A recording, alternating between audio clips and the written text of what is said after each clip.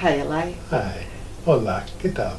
Very good. So I would like to ask you, for these people that are trying to learn about Enneagram and they get lost with personalities and with types and this, and I would like you to talk about this. Sure. Thank you. So, forget numbers, forget fixation, forget all of that. Just look at it this way. There's the ego and there's the true self. We all want to be the true self, and yet we all are born into being an ego. So how do we know the difference? And this is what the Enneagram clarifies for us.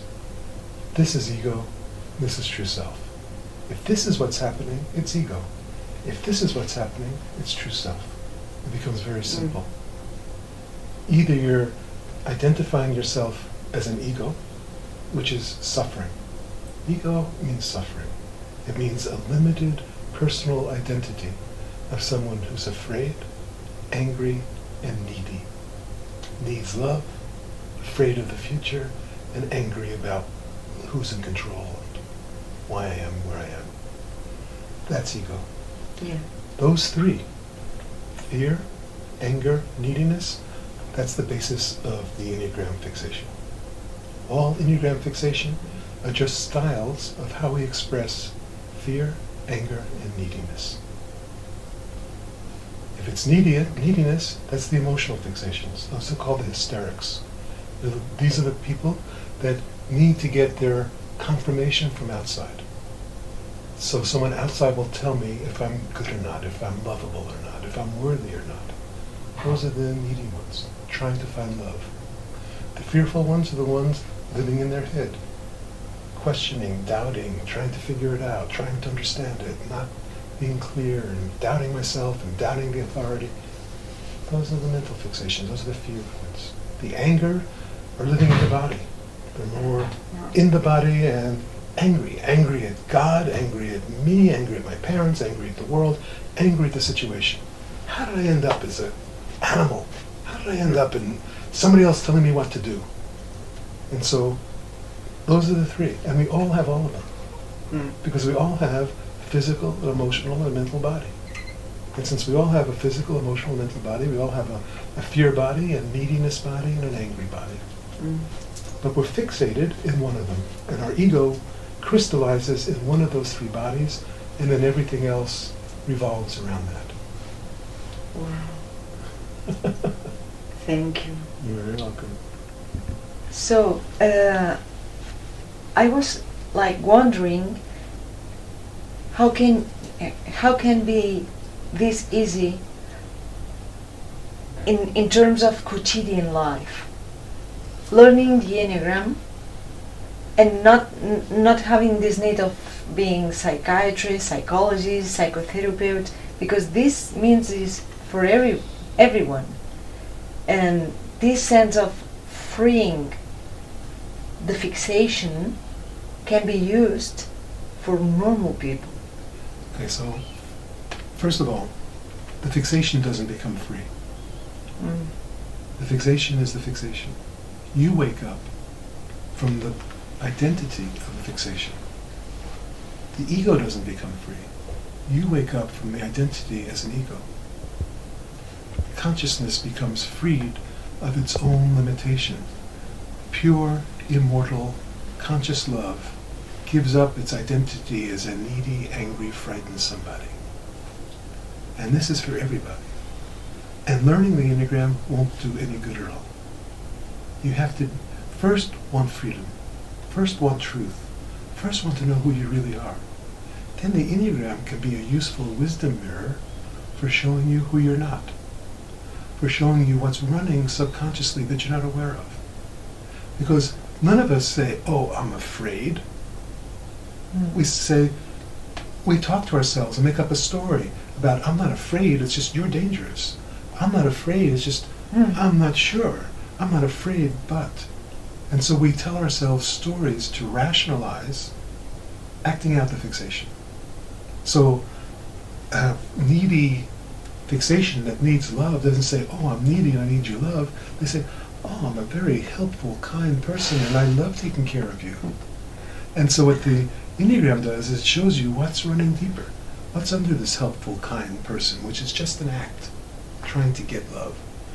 Other helpful, kind persons are not trying to get love, they're trying to get safety. And so that's what the Enneagram is so useful. Because people who say, oh, I'm a helpful, kind person, I must be this number. But no, you can be a helpful, kind person and be a completely different number using the same strategy, but it's running on a deeper level. One is running on fear, one's running on neediness. And so that's what the Enneagram gives us, the wisdom mirror, to see what's deeper under the surface of personality, to see what we're avoiding so that we can meet it and be free of it. Thank you. Thank you. So of course it's useful for therapists. That's incredible. When a client walks in as a therapist, if you know the client's fixation, you know the core issues, you know their relationship with their parents, you know what their woundings are about, you know what their habits are, you know what their addictions are, you know their whole pattern. And that can be so useful. Yeah. But it's not to tell them. It's not to say, oh, you're this number, and that's why. That's more sickness. That's adding more identity instead of removing identity. Thank you. Yeah. That's it. Thank you. Good. I was wondering about Enneagram being used as a tool or being used as something that blocks. Yes. Almost everybody is using the Enneagram as something that blocks. Because they're learning it as the Enneagram of personality. If you have read any book calling it the Enneagram of personality, you've taken any class where it's the Enneagram of personality, you've read your tests online to the Enneagram of personality, that's a burden. That's a misuse. It has nothing to do with personality. Personality is built on top of the fixation. So you can, and this is so obvious, this is like the elephant in the room that nobody is paying attention to. Yeah. Because if you look at Bill Clinton and Idi Amin, they both have the same fixation, but you can't say they have the same personality. Huh. No. So it's so obvious. So you can look at, you look at any two people with the same fixation, they have very different personalities. Yeah. And we have different personalities with our children than we do with our boss. We have different personalities when we go into a therapy room than we do when we're out drinking with our friends. Yeah. So our personalities are in flux. They're surface. The personality is just based on conditioning and genetics, and it changes. You can change your personality. You can't change your fixation. So that's the first thing. If you're learning the Enneagram as a personality system, it's already lost. It's already a burden. It's adding more identity. Yeah. So I see people say, oh, you're a 6 and that's why you're doing this. Or I'm just a 4 so I get to be sad. This is madness. This is just so sad. This is suffering. This is taking a medicine and turning it into a poison. Because every great medicine is also a great poison. And so you can see that with anything. I mean, LSD is a great medicine or a great poison. Depends how you use it. Yeah. Chemotherapy, a great medicine or a great poison. An Enneagram, a great medicine or a great poison. If you use it as an Enneagram of personality, if you're using it to identify this is my personality and this is your personality and that's why we are the way we are, that's madness. Yeah. If you're using it for insight into, oh, I don't want to see this, but this is what's here. Oh, no, not this. Yes, this. Then, now that I see this, now what do I do with it? You don't use it as a tool, you use it for insight. Oh, I have to bear this that I thought was automatic, that I thought was just who I am. You find out it's not who you are. It's not automatic. You don't have to act it out. You don't have to be a fixation. You don't have to act out your fixation. Man, that's where freedom is. Then you find what's deeper, what's untouched, and then you get to essence. And true essence is what's covered by fixation. Every fixation covers a different quality of essence. So the two fixation, which looks so helpful and kind on the outside, is actually very selfish and wanting love and demanding that you see me and recognize me and give me my self-worth, is covering the essence of kindness. When kindness is unveiled, when the fixation disappears for a moment, this true kindness doesn't ask for anything back. Doesn't need to be recognized. Wow. Doesn't need to be seen. And so every fixation is either imitating the essence or avoiding it in some way. Thank you. Yes. Thank you. Yes, so that I was thinking this because I've been like listening to you last night in the computer, and in some point you were talking about the feelings, avoiding feelings could lead you to live completely in the mind all the time.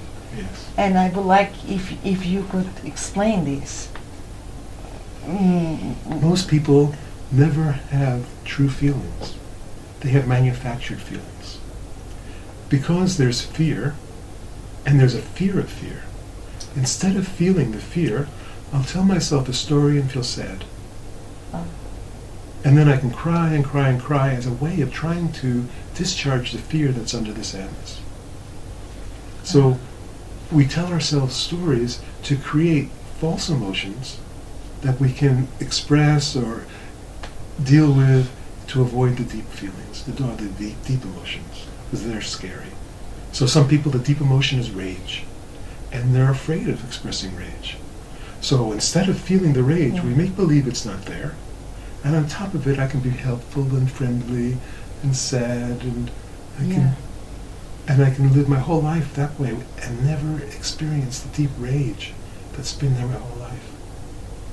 And that's where the Enneagram is so useful. It peels away the superficial stories so that you get to face the deeper feelings, the true emotions that every animal, every human animal has. And then when you go to the deeper self, then it's all like dispelled. Well, all emotions are nested. In other words, deeper emotion under a more surface one. The very bottom, every ego has despair. That's the deepest emotion. Yeah. Mostly, when people get there, it's called depression, and it gets medicated.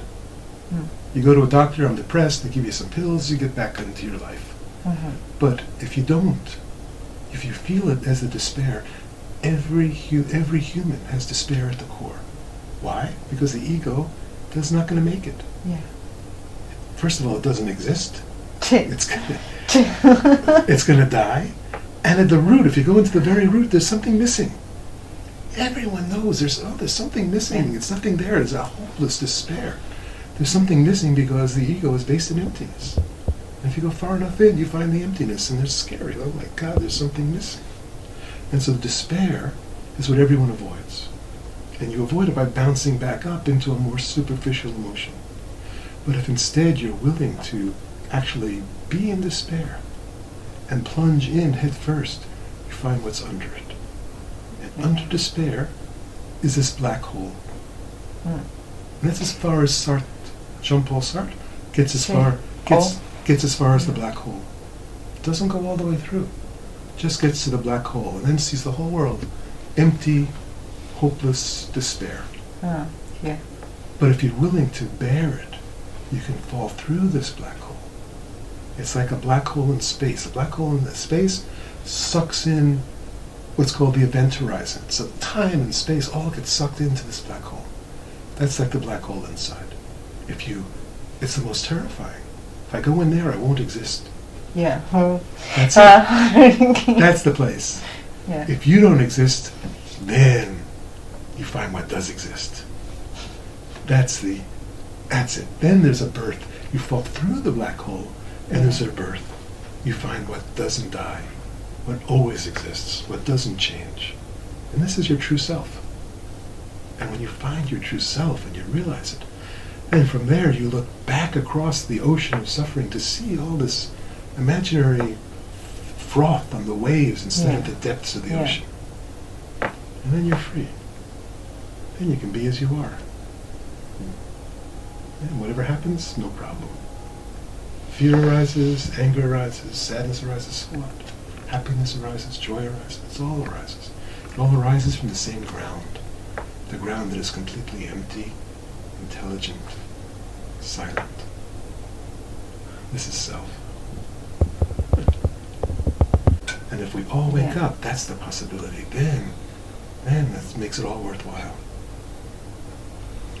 But in the past, it's been very rare. And what happens is, Buddha wakes up, everybody starts to pray to the Buddha. Instead of waking up themselves, the Buddha sits under the Bodhi tree and says, I'm going to sit here until I wake up.